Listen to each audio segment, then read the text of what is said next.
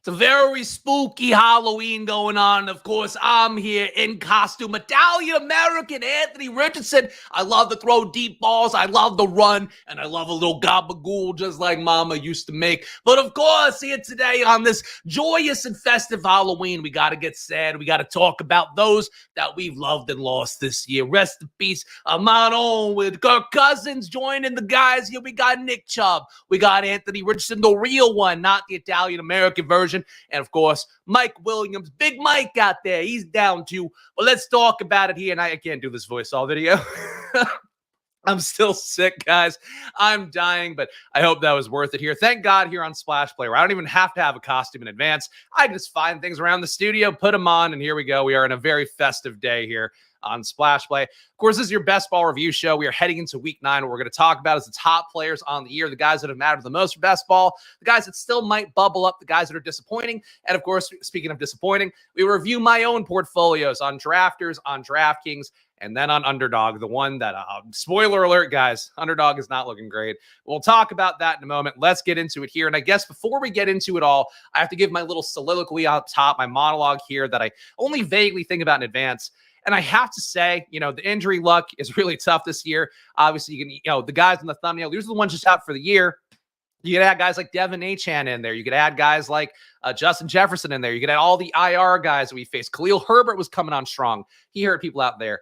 I think it's one of those things where, people are always like, oh, if somebody gets hurt, thank God it's not my team. Thank God it's not my guy. But I think this year more than any, we are all in this boat together because if you are an early RB drafter, you probably had some Nick Chubb. If you're a zero RB drafter, you might have guys like Anthony Richardson, Devon Achane, guys that are really driving the portfolio success of all of that. So we are all in this boat together. Even if you want to victory lap injuries and if you want to feel good about your team or how you've avoided all the bad luck out there, we've all suffered in some ways. So I think on this Halloween, it's a day we come together. It's a day that we remember what this is all about as a best ball community. And that is about suffering as I have to review my Underdog teams. Shout out to the chat as always here. Chris, for walk impression tomorrow. That's one that I'm not that good at, but I think that's certainly something that I could try. Wouldn't go, hey, I'm Christopher Walken.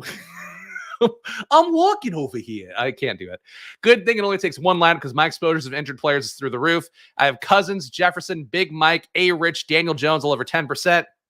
I have a Cousins AR-15 in first by 100 points, just dead. The jersey, thank you guys. I appreciate you all being here. Look, we're all in this together. At the end of the day, that's what it's about. And if you guys need this reminder as much as I do, it only takes one lineup. At the end of the day, like CLN said in the chat, only takes one. You just got to run good. Got to get the pod luck. Of course, the little leagues that you end up in after your tournament does actually advance or after your team does advance. That's what matters the most. So there's hope for all of us still, even if it feels completely hopeless again, losing another guy to me. 10% exposure across everything to Kirk Cousins, including in Best Ball Mania.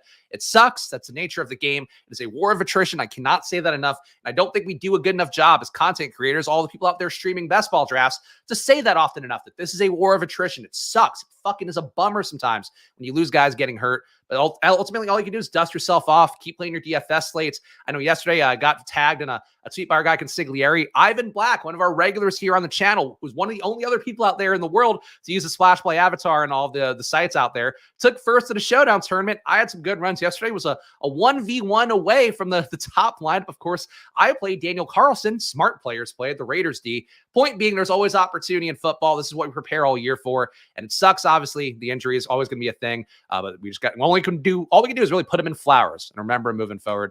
There we go. It's okay. Pete Overs that controls the playoff pods. That's what true influence is.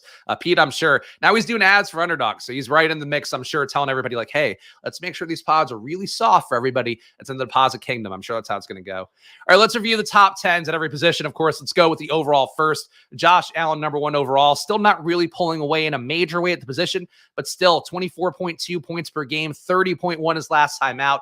Josh Allen, I will tell you, a little bit of a spoiler as well, doing very well on drafters. So for my drafters team that is being largely driven by Josh Allen, I still think in sort of the Underdog formats, the DraftKings formats, a little bit less value for Josh Allen. He's going to be a guy that wins somebody a regular season prize, potentially, assuming that he stays healthy. Obviously, with all the QBs going down, it's only going to help him if he can stay healthy. For Josh Allen, though, I think he's obviously holding up this number 1 spot. He's been in number 1 for, I believe, the last month. So his consistency is really the main thing keeping him there. But are you worried about Josh Allen stealing week to week? I think we're getting closer if he's going to play like he did that last time out where the offense played a little bit more open, played a little bit more downfield. Dawson Knox perhaps was the thing holding back this team from being the team it used to be in terms of all the 12 personnel they've been running with Dawson Knox and Dalton Kincaid. For Josh Allen, though, number one overall, obviously, I think you should be happy with where you drafted him. But I think ultimately, like a lot of Josh Allen teams probably advance. And I think once he gets to week 15, week 16, week 17, it just takes one dud Josh Allen day, and he is going to be facing some of his kryptonite there down the home stretch. Of course, New England coming for him in week 17, which is not the best matchup overall. You go. Advancing 39% of big boards and 6% of PPM. Nice. Nolan, you make me feel better about my own portfolio, but you look, good job on the big boards. Ultimately, that's why we draft all year round. It's what we advocate here for in Splash Play. And some things are going to work, some things are not. And this year is going to be one that I think ends up affecting a lot of people's pocketbooks and perceptions on best ball moving forward. Jalen Hurts at number 2, another elite QB there. The 2 elite QBs performing where they should. Frankly, if you're worrying at these guys around here, you should be really worried. Even Mahomes at number 5. He is an elite QB going the exact same range as Allen and Hurts in best ball all year long because of the fact that he's so far behind. And he can put up games like this because of the rushing upside of Allen and Hurts, and especially Hurts. You're just never going to see a game like 7.6 points. Mahomes was sick versus Denver to not take advantage of that Denver match, which really on paper is one that he should have put up 40 points against. But cold weather, being sick, those things not great for Mahomes, but he is clearly a tier behind the elite QBs. And I think the one, unless Kelsey really carries you in a big way in the playoffs, Mahomes teams are going to be running into some trouble just because of what he represents versus the other rushing QBs who are drafted in the same range. Here we go.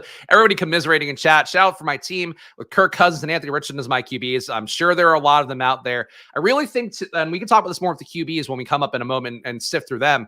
I think this is really going to help out the Tua teams a lot. Tua's been great, but you look around him. Who are the guys that went? It's Kirk. It's AR. It's Deshaun Watson, who is a disaster, who I assume will play at some point again this year, but is not looking good.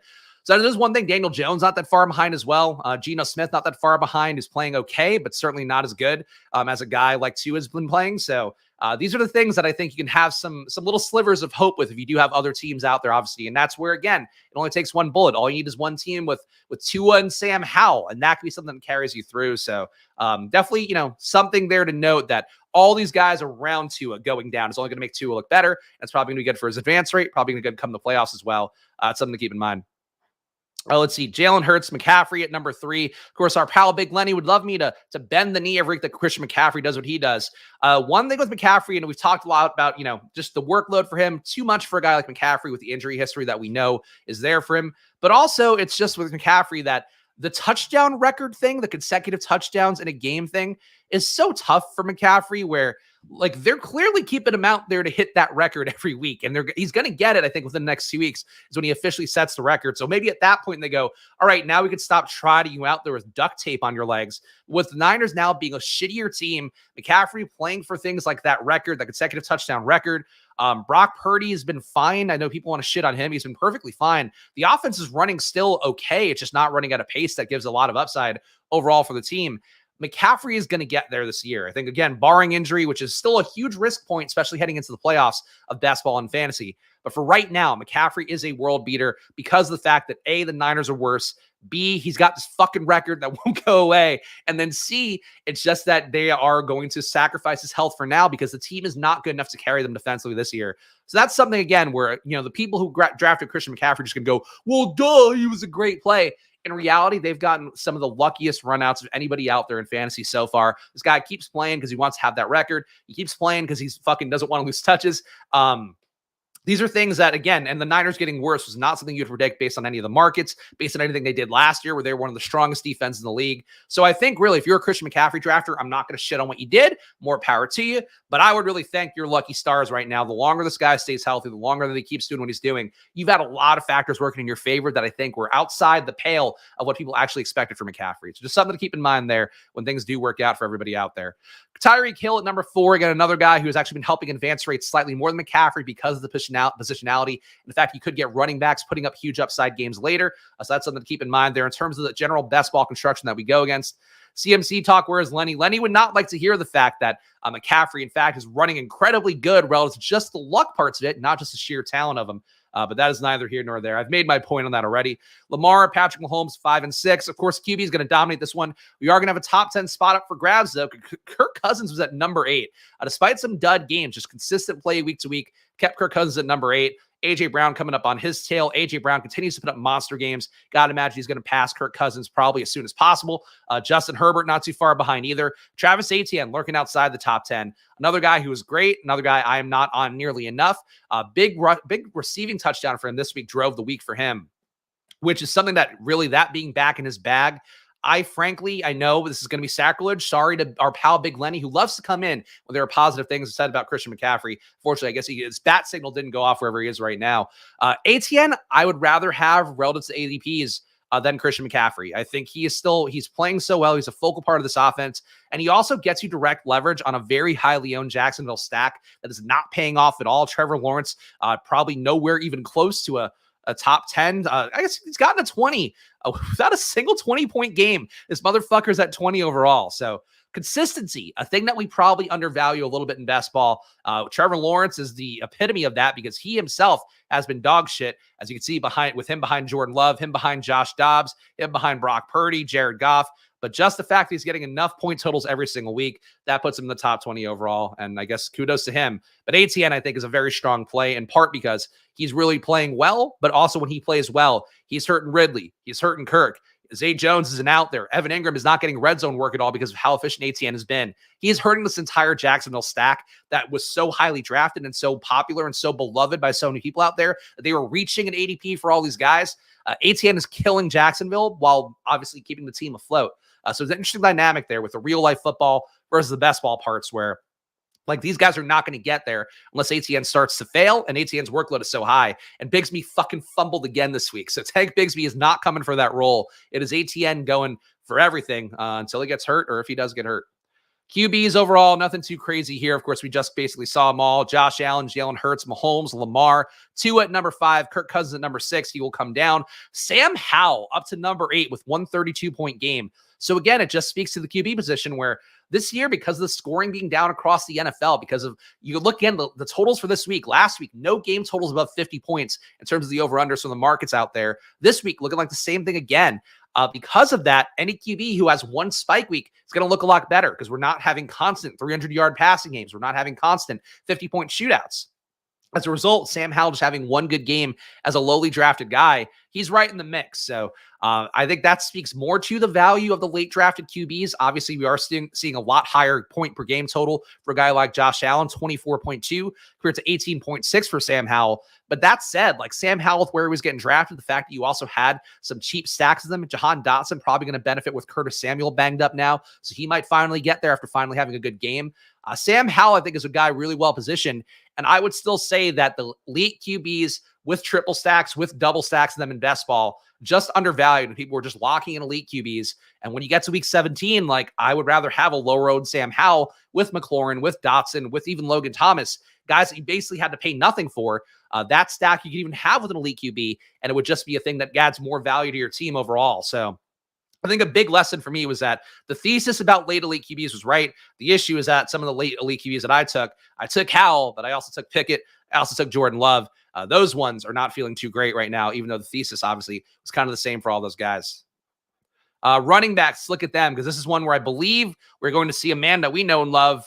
No, he's not. No, he's still in the top 10. Devon Achane, still at number 7 overall in the year. And this again speaks to how shitty running backs are. So this the theme of best ball this year is that all the positions suck. The NFL is a lot less fun this year because of the adaptations to the 2 high safety stuff. Every team playing cover 2 this year to some capacity. That's limiting the deep plays. I don't know how this gets fixed. I don't know if it does get fixed heading into next year. Obviously, we've seen the draft capital, the free agent capital, all going towards the pass game more so. But because defenses are getting so much smarter about how to prevent the deep shots, how to prevent the splash plays, which fucking sucks, man. The branding for this show is all about the deep plays, and the NFL is giving us less and less of them. And when you see guys like Tua averaging less than 4 deep shots a game, you know that it's something schematically the defenses are just not giving up easily. And I think that's something to me where obviously Miami could also point to how they've been ahead a lot of games. That's going to limit your deep shots as well. But I think it's just a league overall arching trend where it's just that everybody is defending better this year. Everybody is limiting big plays better. That is not fun for us as fantasy players. And it is something as well that it's going to hurt running backs. Like it hurts everybody. And I think this is the thing that you see going through these numbers where it's just shitty players who are in the top 10. Zach Moss hasn't scored over 15 for 3 weeks. He's still number 4 on the year. So it is, I don't know what to make of it overall. Obviously, we need a full year still. There's still another half the season left for these guys to either jump up a little bit more, for guys like Zach Moss to fall out, guys like Kyron Williams, if he doesn't get back in off of IR immediately, for him to fall out. Maybe that makes it look differently, more similar to what we know at the end. But I think we are kind of seeing macro things changing right before our eyes. And also, this is standard PPR, my bad. Half-point PPR, okay. HN down to 9 and half-point PPR. Point being, though, like, I think we are going to see some things moving forward that really change how all these positions are played. And that's why I've really, for me, in all the videos that I talk about, all the things that I do, I emphasize the red zone carries, because right now, just being able to get into the red zone, like we talked about yesterday with the Raiders, they couldn't even get on their fucking side of the field. And I know that because I was waiting for Daniel Carlson to have any kicking attempt at all. They couldn't even get past the 50. Like, this is what you are dealing with in the NFL, is there are a lot of teams that can't even get into the red zone. And when they do, they're like, I can't risk this. We've gotten into the red zone. Let's just hand it off to whomever is our running back. And you have running backs getting 5 red zone touches a game, 4, 6 sometimes. Tony Pollard at one point was averaging 8 per game. Like, this is what the NFL is right now. So I think if this keeps up, if these trends keep up, if there's no rule changes that really do help out the offenses against the defensive schemes that have really gotten a lot sharper, what we do next year is we are just targeting guys that are going to have that red zone equity. Anybody can be that guy. It could be a Gus Edwards doing the Jamal Williams kind of equivalency, or it could be a McCaffrey who we know is going to have a red zone role. The point being, like, if those guys don't have that role, then you don't draft them. And if they do have that role, you still have to kind of draft them with a quizzical eye, because Tony Pollard has that role, guys. And I can tell you, we're going to look at his scores in a moment here. If I scroll down far enough, he has not crested past 15 points since week 2. And Tony Pollard is one of the best red zone roles in the league. So it is a tough scene right now for everybody, no matter where you are drafting, is because this NFL year, I think, is one of the least predictable ones and one of the most illogical ones with how the trends have been over the last 5 years. Rashid Shaheed is the ultimate splash play. That's true. And you know what? Great guy in EPA last year, and he's paying off this year. So at least that's one we can point to again. Well, Tampa Bay stack winning again. Just thinking about Baker winning someone $3 million just makes me want to puke, unless I am the someone. I can tell you I have like less than 5 shares of Baker Mayfield. It is possible with how he throws downfield. Matchup-wise, I'm not so sure that'll be there. It does feel like that would be a little more of a run game matchup, I guess, for Tampa Bay, but everything kind of should be for them. It's hard to say, because Baker does either he throws it short or he's checking down to Rachaad White, and there's not a lot of in between. But certainly it can happen again, but I don't think it'll be a Baker QB team. I think if anything, it'd be Mike Evans having the outlier week and still getting there, because he's been good all year. And I have to imagine that Mike Evans' advance rates will probably be pretty good, even though he's kind of come down a little bit recently. Other running backs to note, Kenneth Walker coming down a little bit. Snap shares, Zach Charbonnet leveling out. Kenneth Walker banged up. It's not great for him. 2 bust games in a row. He needs to really capitalize on the red zone work he's been getting to hold on to this spot for himself.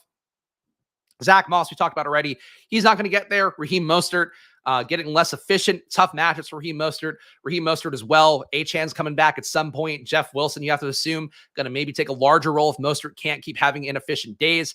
There's something here with Mostert where I don't expect him to hold on to this number 3 hole, but definitely looking good. What the fuck? Dylan, yeah, you're doing great, man. How the audacity of dropping this in the chat. What the fuck? Get out of here. It's Halloween. Go trick-or-treating and hand somebody a piece of paper saying that exact same thing with your entire roster. Love you, Dylan. No chance. Kyron Williams going to be back again. He'll be looking better. Isaiah Pacheco at number 8. Dog shit game this week. He is still in the top 8. It was another spot for Pacheco as well, where he should have dominated Denver and did not do that. So Kansas City, I don't know what to make of him. That defense, I think, is carrying him a little bit too much, where the offense is now not playing as aggressively. We can write off a lot. Denver playing at altitude and whatever, playing in the cold, playing with a sick Patrick Mahomes. Give them the grace for 1 week. But they really should have scored a lot of points in that game. And Pacheco would have risen up the ranks further if he had just put up 15 points in that game. And instead, he puts up 5 and does nothing for that one. See what I think of show and fantasy football answers fantasy football questions. It'd be different if it were like, I don't know, like, you can't expect a host to read your manifesto on a live stream. Like, I don't think that's how that goes. But that's me, of course. I don't ask anybody for advice. And it's working out really well. Josh Jacobs at number 10. Brian Robinson, number 11. Derrick Henry at number 12. Bijan Robinson, number 13. Kamara, 14. Kamara is the guy that you really have to watch. As we talked about, he's probably going to be atop the Spags rankings once again. The usage for him is impossible to ignore. He's actually looking a little better with the usage lately. He's going to be shaking off some of the cobwebs, shaking off some of the dust. But Kamara here, I like the role a lot for him. The usage is really the main thing more than his own efficiency. But if the efficiency comes up a little bit, Kamara, I think, is live to, despite missing 3 games, and still, I think, having a bye coming up, he could be the number 3 back on the year, and it wouldn't shock me. And if, God forbid, McCaffrey goes down, ATN goes down, Kamara could end the year as the number 1 back, and he was going in the 90s to the 100s to the 120s at points of best ball. Kamara is a guy that a little less sexy because of the age, a little less sexy because of the inefficiency he had last year, but same coaching staff, large opportunity last year. I guess no Ingram in there, who was a guy that they did kind of trust historically. Those are things to look at moving forward where, I don't know, I believe Kendrick Miller is pretty talented. I believe they paid enough to Jamal Williams where those guys should have a role, and yet they do not have enough of a role to matter at all. And if anything, have even less of a role as the season goes on. So for me, I think that guys like Kamara, a blind spot with how I like to play things, too burned by Mike Davis a few years ago, who's kind of a similar player, obviously without the longitude of success of a guy like Kamara. But I do think that being a little more open-minded to just pure volume guys and offenses that have nothing changing around them, I think are definitely a situation that you have to look a little bit more closely at and probably gravitate more to when those guys are just cheap. And it didn't work out for Joe Mixon, so maybe that's the flip side of the coin. But it is definitely working out for Alvin Kamara, and he's a guy that probably wins you a lot of leagues and advances a lot of teams as the year goes on. Breece Hall, number 15, another guy to watch on the way up. Definitely some matchups that are not going to be as hospitable as the Giants one moving forward. The Jets playing just barely enough to hang into everything, every single game for them. They should have lost that one to the Giants, and instead they forced OT, end up escaping with that one. For Breece Hall, I think he's still kind of a fluid play to me, but he's definitely a guy that can move upwards. And if you drafted Breece Hall, you got to feel pretty good about his outlay, even though you know that he's probably still got a 10-point floor somewhere in there. Dalvin Cook looking for a trade. Nobody's going to take that up unless it's for, I don't know, desperate times. But I don't even know who's going to be that desperate at this point. For Breece Hall, he's earned the role. He's got the role. So if the game's running well for them, he's going to get there. If the game's running poorly for them, then you know how that's going to go. James Cook, Gus Edwards has surged up to RB17 on the year. He is a tremendous value play. Really would not have gotten there, you would think, if J.K. Dobbins had stayed healthy. But still in the spot, I think that Gus Edwards, to me, a player that's probably already paid for where he got drafted just by giving you 2 big spike weeks the last few weeks in a week where really you need it. And also, I think a big feather in the cap to week 17 correlation, where I could tell you Gus Edwards is going to help out some of my H-Chan teams just because I did Baltimore-Miami correlations. And if that's the case, you could see some Edwards helping H-Chan teams sneak into the playoffs. And I would fear H-Chan teams heading into the playoffs. Absolutely. Tony Pollard being behind Gus Edwards is a brutal look. Jahmyr Gibbs, monster game. Got to expect it's going to be hurt substantially when David Montgomery comes back in. Gibbs is great. Montgomery is great. As I kind of speculated about all the season, where obviously the year started heavily in favor of David Montgomery. I expected that the David Montgomery role would start to go from here to here. The Jahmyr Gibbs role would start to go from here to here. That's what we're seeing right now. Gibbs had a great game. As we talked about yesterday, he was the real unfadable play on that showdown slate going against the Raiders team that sucks at everything. They showed how they suck at everything in the run defense. For Jahmyr Gibbs, though, if he's getting that same workload, he's going to be great. If he's getting 10 to 15 touches, you then need to see him really break those big touchdown runs like the one he had yesterday. And those aren't going to be there every game against every team. So Gibbs, enjoy what you're getting out of him now. But if Montgomery's back in there, it's just going to make both these guys 15 to 20 point guys, and maybe a more of a hot hand backfield where sometimes they can get an outlier day, but then the other guy's really going to suffer. All right. Let's see.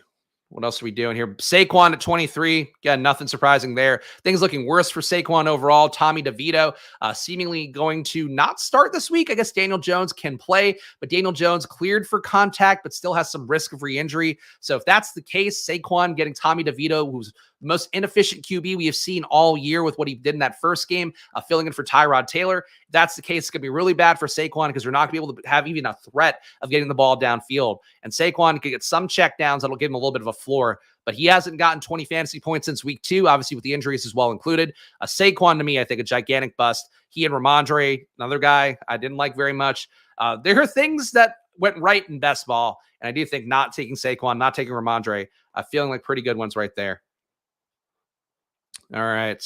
I feel, were we having a debate about that or whatever? You guys can debate all you want in chat. If you want to help Dylan out. The thing is that I think that Charles doesn't know is that guys like Dylan just go from stream to stream asking that question, and then they don't even stay to hear the answer. That's why, to me, we could just be mean to them and just blow them off. But I get wanting to help people, and I respect that about the Splash Play community, that the Squirt Squad always wants to help, even though These are just the guys that come in, again, calling in a radio station, trying to win a prize. That's the equivalent of what these guys do on YouTube. So as a content creator, not a fan of him. Tyreek Hill, number 1 at receiver. A.J. Brown, number 2. Stephon Diggs, number 3. Diggs' upside, got to think will be better than it was this week. More wide open offense for Buffalo, I think will lead to more ceiling games for Diggs. That said, Diggs, I think a steady production is a good thing, but he is not doing as well as you would like. Rather have Diggs than Davante Adams. Would rather have Diggs than a lot of guys who were drafted in similar spots. But I think for right now, Amon-Ra St. Brown rest of the season would look pretty good. CeeDee Lamb showing some upside. I still think I would rather have Stephon Diggs, but it's getting closer. Diggs needs to put down a big game soon, or else you are at risk of kind of losing this spot here. He's a wide receiver 3 right now in half-point PPR. But if he keeps putting up mid games like this, we need to see more of these 33-point games, less of these under 15-point games. At least he's out there. At least he's involved, unlike Davante Adams, who I don't know, man. Davante Adams, I think the best days are done. I think he's in his own head right now. Where's Adams ranking on the year? So Adams still wide receiver 14, despite 4 just awful weeks in a row. And I feel like he did this last year too. And then had some resurgent weeks down the home stretch. So it did actually help people advance some teams. But that said, like, this is the most poor I've seen Davante Adams play in a while. Again, he gets a target and then he drops it because he's just getting so few targets that are actually catchable. It's like he can't get the motions right because he's just not getting as many, not getting 10 a game to kind of work it out. I have to think at a certain point it's going to turn around for Adams, but he's almost like got the yips at this point. And as somebody that has a lot of Diggs Adams teams, I'm really worried about that. I still have some hope that it'll get there when we need it the most in the playoffs. But for Adams, like, I thought he was getting underdrafted with where he was getting drafted all basketball season. And now I guess it was appropriate because of the fact that, like, the Raiders just can't get him the ball. And it's insane because he's the one guy who can get the ball out of the situation. And I know you see things like Will Levis getting DeAndre Hopkins the ball in a major way. Obviously, great pocket protection on those plays. I don't think Will Levis is that good. The success rate was one of the worst marks in the league for him. He's going to come back down to earth. But you see that, and it's like, why can't they do that for Adams? And they just seemingly can't or don't want to. And it's a tough will thing. Hopefully he gets traded today. I guess. I think, is it Adams or Jimmy? I mean, Jimmy was feeding Jacoby Myers well. The issue is that, like, he now has it in the back of his head. Like, I have to look for Devontae as a first read more. And he's looking for Devontae, and then the pocket collapses and he can't do anything. Jimmy is killing that team. The line is killing that team. Adams' effort, I think, is killing that team too. I think there's a lot of things kind of combining into one spot that personally I thought the right move was to buy in on the Raiders. In hindsight, it was not the right move. They were just playing poorly, and maybe it comes together a little bit. Like, they need a buy desperately, but even if they get a buy, like, are you going to have faith in that coming out? They might be better off just tanking at this point, which is not a great thing, obviously, for Adams, because you'd expect him to be off the field. And a guy like Trey Tucker, like, that's not going to help anybody out. Other guys are worth pointing out here. Michael Pittman getting there reliably with Gardner Minshew in. I think the ceiling is still a little bit lower with Minshew, but still Pittman playing well. That's one good thing for me here. Where's Christian Watson rank? This is one where I can really fucking go off. Christian Watson, wide receiver 86 on the year. This is the worst possible run out for Christian Watson. And obviously, I'm very biased. I thought he was an outlier player. We have seen a leap forward from George Pickens, who I think graded out very similarly in the things I look at. But I guess Aaron Rodgers just being a slightly below average QB last year was better than Jordan Love doing whatever there is that he's doing this year, where Jordan Love is putting up better fantasy games every single week than Aaron Rodgers did last year. Because he's not a pure pocket passer, because he can't even hang in the pocket when there's any pressure around him. It is killing this team. It is killing Christian Watson. Romeo Dobbs is still getting there because he's running kind of the janky short routes, boundary receiver kind of plays that are going to move the chains, but not really going to get big plays downfield. Watson is all big plays downfield or plays in space, and they can't do either of those for him right now. So I want to believe, again, like the Raiders, I want to believe Watson can get there. I don't know. Like, if he does anything at this point, it's a bonus. But this is a guy that I really did expect to have 30 fantasy point ceilings, 2 touchdown games, even showed in the preseason that he had that kind of usage. And we are just not getting it because that line cannot protect anybody. And I don't know that it gets better. Love is he's becoming a worse QB by the week because of the fact that he just can't get his footing in there in the pocket. And I think that's something where I have no faith in Watson getting out of this hole, even though Love might carry the team a little bit forward just because he's running a little bit. He's still just creating barely enough production to be usable at quarterback, but he is a bummer to me, and I don't want to blame Christian Watson for it. I really don't think it's on him, besides the injury stuff, if you want to blame a guy for that. Let's see. I think zero RB or hero RB was the way to go for running back this year, or this year for best ball rather. We've said that a couple weeks ago, or we've basically been saying that every week. It just was a matter of like you had to hit the nuts and who you were picking. And I think the way, a lot of players, myself included, like to draft for zero RB is you're taking some vets, but you're also taking a lot of the rookie guys. And the rookie guys right now are not hitting. Where Roshan not hitting, Kendre Miller not hitting. Who else would be in that mix? Chase Brown not hitting on IR now. A lot of the guys that would have fit that criteria that you take as like the young guys who benefit from the chaos have actually had the opportunity. Like Roshan could have won that role, could have done what Deonta Foreman did, but the concussion really sabotaged his opportunity to do that. For Kendre Miller, he could have had the opportunity to win the role when Alvin Kamara was out. Instead, he was also hurt then, and then Jamal Williams got hurt, and he didn't get quite enough opportunity to actually, earn himself a meaningful part of the pie. He could still get there at the end of the year. Like if he takes over this Kamara role, he's going to be the best running back in football relative to his ADP. For right now, though, like he can't get there, and I think that's the biggest issue. Achane got there, obviously, but he got hurt. So for a zero RB build, you had to take guys like Swift, Montgomery, and even he's been hurt. So obviously that's not great. Connor got hurt. That's not great. You'd had to take a mix of these vets like Mostert, Swift, Brian Robinson, and then a little bit of Achane, a little bit of those guys, and hope that one of them comes up later. Ford. There was definitely a pathway there, but it wasn't the obvious pathway for zero RB is the best way I would look at it. But I agree. Like that was the move. It's just a matter of like, I think you had to diversify a little bit more. And I know for me, I kind of played the hits a little bit more than I should have, and also bought into guys that I didn't really like Tank Bigsby, just because of the fact that he had a good role in the preseason. And I think that's something where I don't know how I would change that in hindsight, besides that I just didn't like Bigsby in college and then kind of got talked into it. You should, will be willing to be talked into things. You should be not stuck on take lock. But I think that there were some flaws in my zero RB approach, even though if it is, I agree, like probably the right approach overall. A wide receiver standing out, Puka at number 4, still hanging in strong. DJ Moore, he's suffering with Tyson Bagent. If I were the Vikings, I mean, and this is not a thing that'll ever happen. Two teams in the same division, never going to make a trade for a star QB. Vikings getting Fields, I think, would be the most fun move for them. I think the Vikings getting Jameis Winston, which is a rumor floating around Twitter yesterday, that would be a really good one. For DJ Moore, I don't know how this gets better. Like, I don't know that Fields' injury is not that serious. We'd expect him to play again.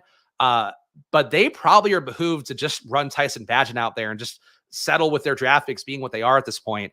And that's something that's not going to help DJ Moore out. So we'll see what it does. Bagent has proven that he can provide a ceiling to Cole Kmet. Maybe he can provide one to DJ Moore too at some point. But Moore is a guy that I really would look at. He's got to fall out here just because if Bagent keeps starting, like Moore's not getting fed the same way, not as effectively, it's not going to go well for him. Let's see. ETN in the 4th after taking 3 wide receivers, how I would have changed it. I think that's reasonable. It's a little bit processed, like it's a little more results focused than like a real process, because obviously if you could have taken ETN, you might have taken Brees, you might have taken Ramondre, you might have taken some other guys. So it's just like getting the right player, obviously, and that's player kind of working out the right way. I guess there's maybe something more so to what I was talking about earlier, where you take a running back who's leverage against like a highly drafted, highly loved, publicly loved stack. I think that's more the thing with ATN, where obviously he's been good, producing value every game. But I think what he provides the most is that he gave you leverage against an offense people thought was going to be the Bengals, and it is not the Bengals. I mean, it's the Bengals of this year, maybe, but it's not the historical Bengals. And that's something that I think ATN probably had like a dual lever thing there, where his games were great, but really what he's doing is giving you also a way to jump a lot of teams out there. Because I could tell you, man, there's a lot of motherfuckers on Twitter that were shitting on me going, I don't like Trevor Lawrence at ADP. They were taking him in the 50s, and like those teams are blown up. Like those teams are not going to do anything unless they got ATN with it. Adam Thielen moving down a little bit. The usage for him wasn't that much worse with the change in play caller there to Thomas Brown, who's the offensive coordinator. So I don't know. Adam Thielen, I think a player that I would expect to follow the top 10, but still think he's going to give you some usable games. No issue there. Amon-Ra should pass him. Addison, we'll see what they do at QB. Addison could pass him. CeeDee Lamb, if he keeps up what he's been doing recently, if Dallas rather, especially with their play calling, just passes it a little bit more. I think that'll bode well for CeeDee Lamb. But really nobody here who I think is threatening to make a big leap upwards. I guess Pittman could get to the top 10, and that would be great, but he's going to get to the top 10 with like steady games. I don't think he's going to get to the top 10 with a 40 fantasy point game.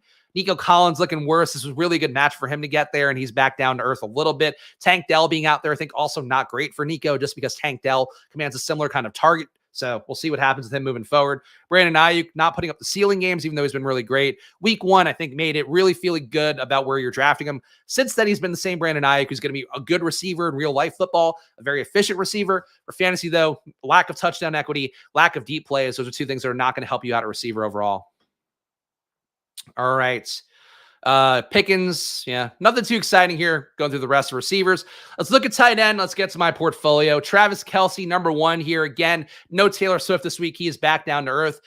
This is important for fantasy, guys. Taylor Swift's Eras Tour, I believe, is going back into motion. I know for my wife that she's also going international at some point. So you want to see her go into every Travis Kelce game because he is a different player, a ceiling player every time she's there currently. The power of love, the power of whatever gross things that I've said in the other videos that I'm not going to say this time. That is all definitely there for you.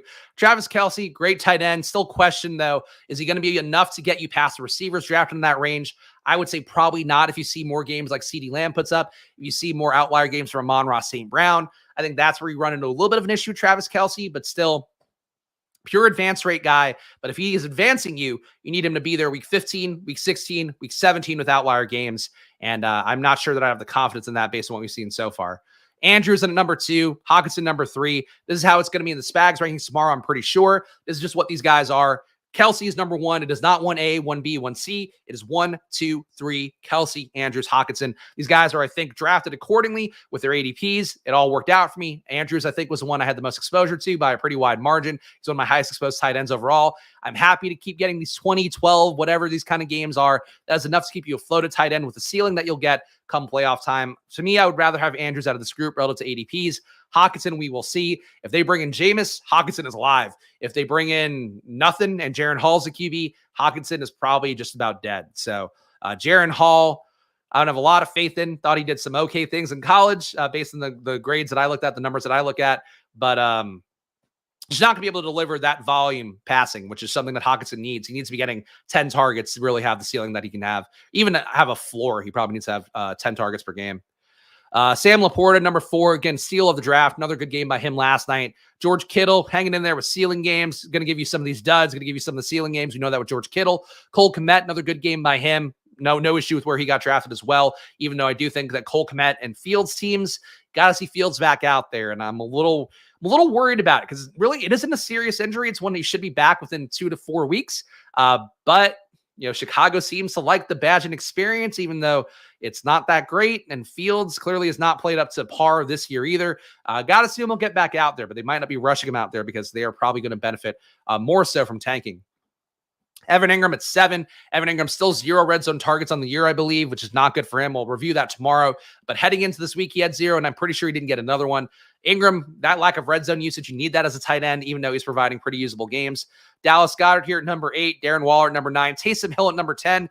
Super glad I'm very heavy Taysom and Shaheed. Yeah, Taysom is a guy that's been driving a lot of my DraftKings teams, also driving my drafters teams. Especially my top one. So for Taysom, at a certain point, you'd expect that he loses a little bit of a role back to Juwan Johnson, who was back in tow this week. But for Taysom, we know the ceiling is there for him. And again, he's giving you 2 usable weeks in a row in a position that has nobody scoring 15 and 22 2 weeks in a row.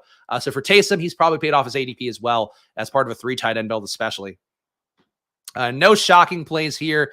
The guys that I would still like to see break out would be Luke Musgrave at 26. Again, he is being deeply encumbered by this Packers offense, who's not getting the ball downfield. That sucks for him.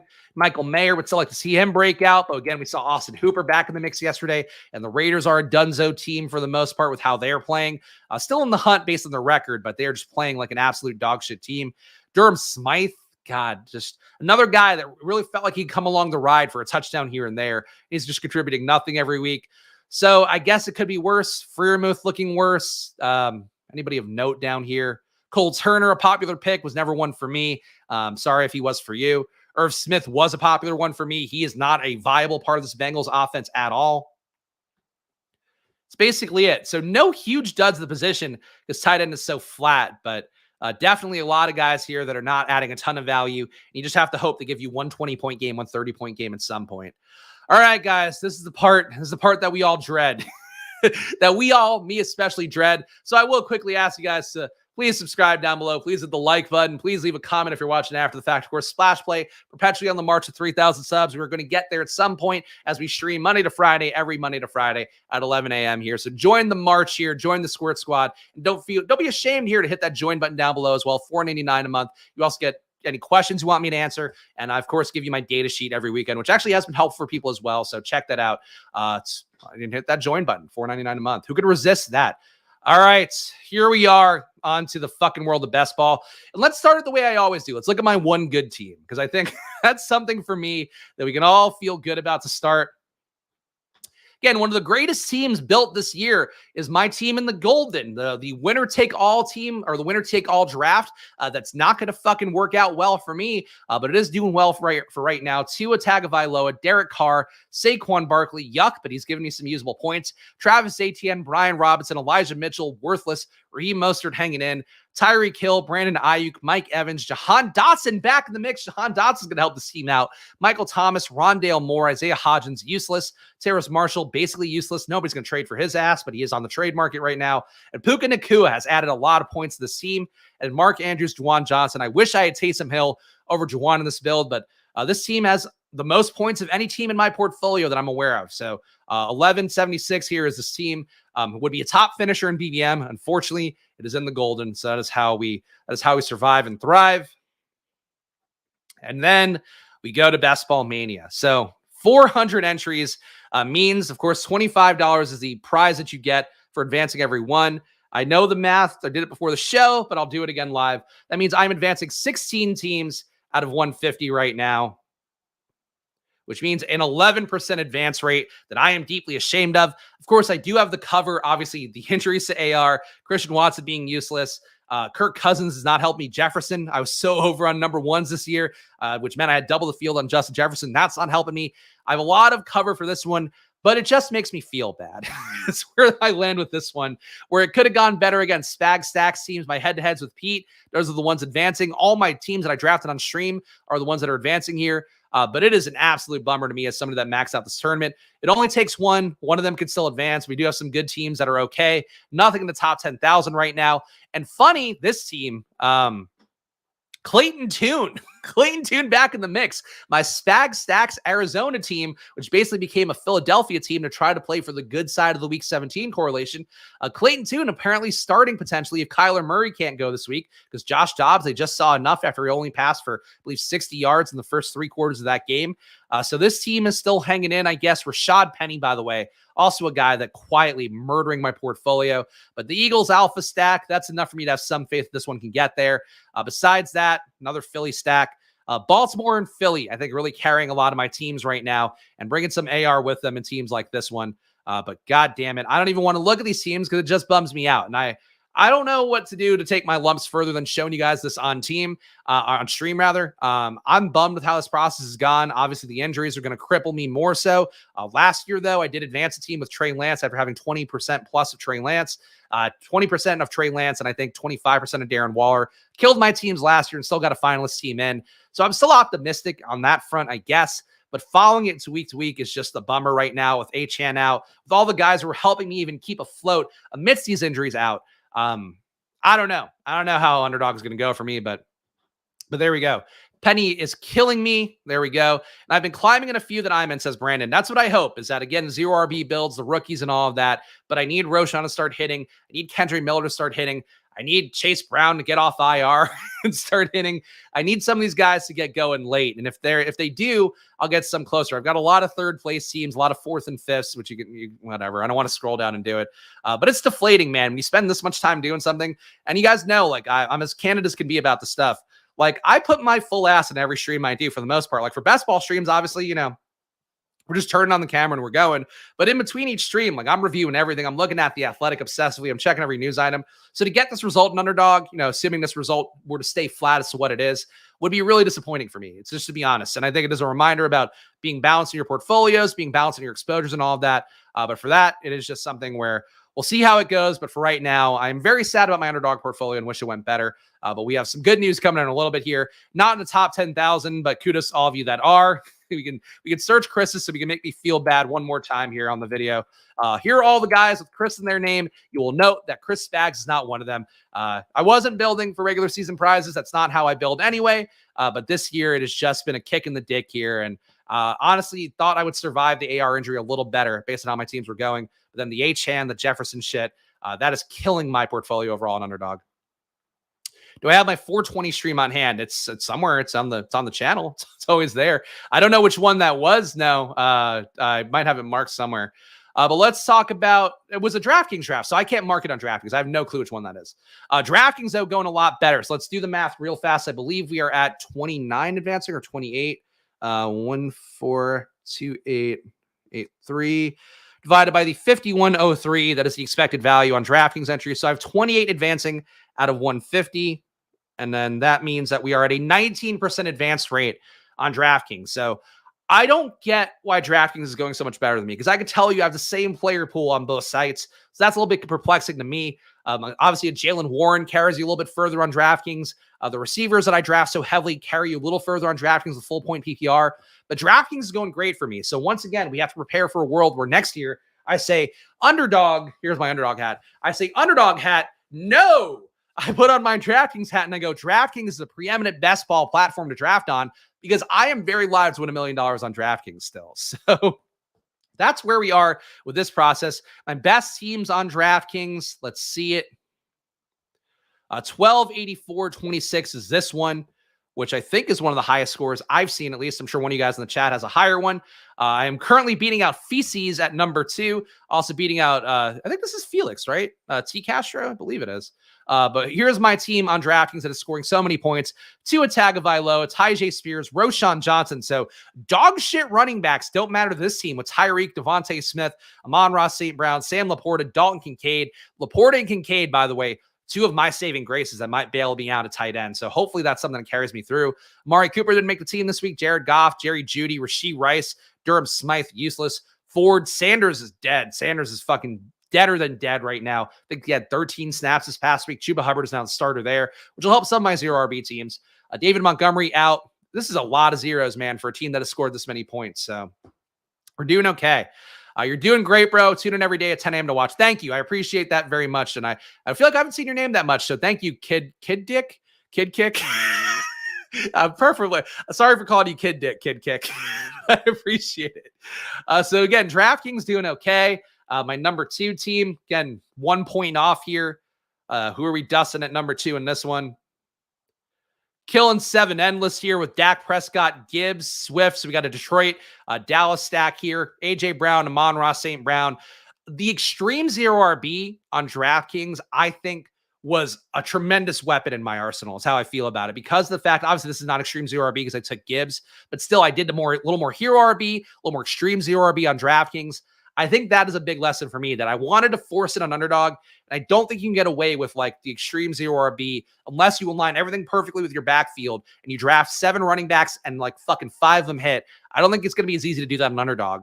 On DraftKings, though, with the 20-round draft and the fact that the receivers just carry you a little bit further, I think it's a really good spot on DraftKings to go with the kind of drafts that I do. And I think we're seeing that results right now. This is a lot of teams, again. This is a lot of teams above 1,200 points. A lot of teams above 1,100 points. Like, my teams are hanging in there. Even the ones that are not, like, currently advancing. Still 5th place. Still, 4th, 3rd. Like, I have a lot of good teams in here. Bottom of the barrel teams we can look at real fast as well. This one's 877, which is probably really bad on DraftKings. But even still, I'm only in 10th place in this league with 877. So I don't think we're going to make a run in this one, but we're not that far off. It's a Christy Lynn mash here. Jordan Love, Cam Akers, yikes. James Cook, Terry McLaurin, Higgins, Thomas, Goddard, Olave. The weapons are still there to have a better day. But yeah, when I have all my players here getting me 5s and 4s, it's not going to be the most helpful. And Trey Lance and Xavier Hutchinson, I think this one has been my last place for a while. So this one is not coming out at any point. Thank you, Kid Dick. Was not on my bingo card for these. You might say today. Look, if you're not thanking the kids The kids' ticks. Who are you thanking on stream, I suppose? Kid Kick here. There we go. 13-17 is his highest. Yes, there we go. Kid Kick has a better DK team to me. If you have anything above 1,200, I'd feel pretty good right now. Anything above 1,100, I'd feel pretty good that you're in range as well. 1,000, you're getting a little bit thinner. You got to have guys start to hit late. But 1,100 to 1,200, I think you are in pretty good spots right now where that team is singing, that team is humming the way that it needs to. So again, for me on DraftKings, I hope you guys are going to get used to it. The experience, I personally think, I know that underdog streams get a lot more views. I felt like the DraftKings drafts were a little more fun last year in terms of just like the chaos it would bring, the stress it would bring to me, the anxiety and pain of guys sniping me, but also just drafting sick teams that you couldn't draft on underdog. Like, I know, again, I'm going to be Mr. DraftKings here, so don't be surprised when I win the Millie Maker and I just eschew underdog completely and I go DraftKings is the place you got to draft and all that. But like, legitimately, I will say right now that I don't know what I did differently on the two sites besides just having a better scoring format for the way that I play. And if you draft like me, if you're guys like our friend Jake Twitch, who's often in the chat, who drafts a lot of similar teams to me, draft on DraftKings. I think even if you're a fucking RB pig, draft on DraftKings just because like it's a different look, less sharp drafters. That is my big takeaway, and that's I can't say it enough. Like, I love Underdog, think they're a great site, but like, frankly, I'm not paid enough by Underdog to lie to you guys and say that you shouldn't draft on DraftKings. Like, you absolutely should be doing that as part of your portfolio. Yeah, underdog draft seems so chalky / harder. Definitely harder. And again, it's just touchdown dependent. So it's like on DraftKings, I play DraftKings DFS. Like, I'm drafting for best ball the way that I play DFS teams. For underdog, you're drafting like it's FanDuel, and I don't play on FanDuel. So I think it is a little bit of a different thing. If you are somebody that's been playing on DraftKings and investing a lot of money in DFS over the years, I think you have a lot of levers to just how you draft normally and how you approach these things normally that are going to be there on DraftKings and work out better on DraftKings. The point bonuses as well, receivers and QBs. Like, that's something as well that adds a lot of value when you are a heavy wide receiver drafter. So to me, like, that's the biggest things here. And that's what I would walk back. And frankly, I would just focus on DraftKings a little bit more throughout the entire season. But I got my 150 in there. We'll see how they do. DK drafts definitely attract more mouth breathers. That is true, but I'd rather beat up a bunch of mouth breathers than be the fucking king of the sharps. Like, I don't know. That's how I feel about it, at least. Drafters, we have moved up to top 100 on drafters. So I'm doing my fucking thing, man. Just Underdog makes me feel bad about myself, which is not, I think Underdog is a great platform. Like, I'm happy to have whatever connection we have with Underdog. Obviously, Pete's got a much bigger one on his side. But for me, like, I'm happy to be an Underdog fucking content person and do stuff and like whatever and get affiliate fees and talk about Underdog. I think it's a great platform. It's so fun. It's a very intuitive app. The battle royales are fun, all that shit. That said, man, like, you just got to draft on other platforms. Like, we all want the prestige of winning Underdog. We want to have the prestige and the big money of winning BBM. But like, you could have gone on drafters and like, I didn't fucking know what I was doing. Like, I just knew that it was similar to DraftKings scoring format besides the bonuses. And it was a season-long format. I put in 7 teams and I've won the top 100. Like, I think that just speaks to how if you are a best ball drafter and not just an Underdog sycophant, you should be drafting everywhere. And like, I know Underdog's under attack from everybody, so I don't want to be on the Richard Nixon enemy list of Underdog. But that said, like, well, for what I could say to you guys, and I only care about you guys first and foremost in terms of why I do this content every day, you got to draft other places and you got to spend your money. It's going to go further in other sites. Like, that's the reality of it. And I think it's kind of a bummer to say, but it is the reality of it. You have to follow the fish. That's true. Love DK drafted all 141 teams using tickets. Wow. Good for you, man. I paid out of pocket, but I'm happy, honestly. Like, I think my money's getting spent better on DraftKings. I think the money, I didn't pay for any entries on drafters. They caught me for doing the ad reads for them and whatever, and the sponsored streams that we did. Like, I'm happy with what I'm getting right now. I don't think this team can win it. My team on drafters, Josh Allen, again, for a season-long kind of environment like this one, Josh Allen makes a lot of sense. Breece Hall carrying this team right now for this week. We'll get Kyron and Achane back at some point. Gus Edwards, the fucking steal of drafters right now, crushing it right now. Tyreek Hill, Devontae Smith, Michael Pittman. These guys are doing pretty well. The rest of this team, like Zay Jones being hurt, I'm glad that we're doing this well without Zay Jones. I don't think this team has the juice to get forward here with Sky Moore, Zay, Alec Pierce, who's just putting up single-digit points every single game. Jalen Hyatt, I think, has an upside there somewhere. Is he going to get there? Your guess is as good as mine. Hawkinson, Taysom Hill. I mean, I think this is a really good team. It's not going to be enough to win it all. Tight end, though, this is a really good tight end room, I think, with Hawkinson, Kincaid, and Hill. Kincaid hitting his stride right now. We'll see how long Dawson Knox is out, probably about a month. But I think Dawson Knox is probably not coming into the same situation if Kincaid keeps crushing like he did this past week. I'm happy with the team. To be top 100 at this point, feel good about. This team also making some money, but not nearly as good. Fields and AR, when you're getting zeros at QB, it's probably not going to help you out. Do have Achane on this one. Do have Gus in this one. So getting sniped on Dobbins in these two drafts helped me out quite a bit. Tyreek, McLaurin, better wide receiver room in this team. But yeah, we need Fields back out there. And this one still, I think even if Fields gets back out there, I don't think you possibly hit the nuts on drafters with having zeros at QB for any week, if not multiple weeks. And we're definitely going to have zeros for multiple weeks. Number one overall on drafters is this one. Varncast. Geno Smith, Kirk Cousins. Oh, so number one is losing Kirk Cousins. Not great for him. ATN, as we talked about, carrying teams on drafters. Gus Edwards, again, carrying the team on drafters. Tyreek Hill, Devontae Smith, Jordan Addison. Very nice team, though one that is very susceptible to a drop moving forward with this Vikings stuff that he's got going, as well as Adam Thielen, who should be fine again, but do expect him to regress a little bit. That is currently the one winning $300K on drafters, so kudos to Varncast. We will see if he holds. Behave, hanging in tight as well. He was number one last week. He's at number 2 right now. That's drafters. So there we go, guys. That's the state of best ball right now. So I know there were some of the guys there chatting away, talking about their successes. I hope it keeps going well for you guys. My biggest takeaways, again, will just be like, we can't be fucking brand whores. We can't be focused on the site that's the sexiest. Like, I'll still promote Underdog, assuming that, we're going to re-up our deal and whatever in the new year. Like, I'm happy to keep promoting and talking about them. Even if I didn't have a deal with Underdog, I'd still do the drafts. But that said, like, it just speaks, like, I'm the same fucking drafter on every platform. The fact that my money went further on drafters on DraftKings is where I'm standing right now heading into week 9. We'll see how the rest of this goes. Like, maybe I could still win all the sites. Wouldn't that be nice? Either way, though, that is going to be your best ball video for the week. So let's go. Subscribe down below. Hit the like button. Leave a comment if you're watching after the fact. Of course, I also wish you guys a happy and appropriately ghoulish Halloween. Hope you're having a good day today, whether it be with the family, whether you're going out there and getting loose, if you're a single gentleman or lady.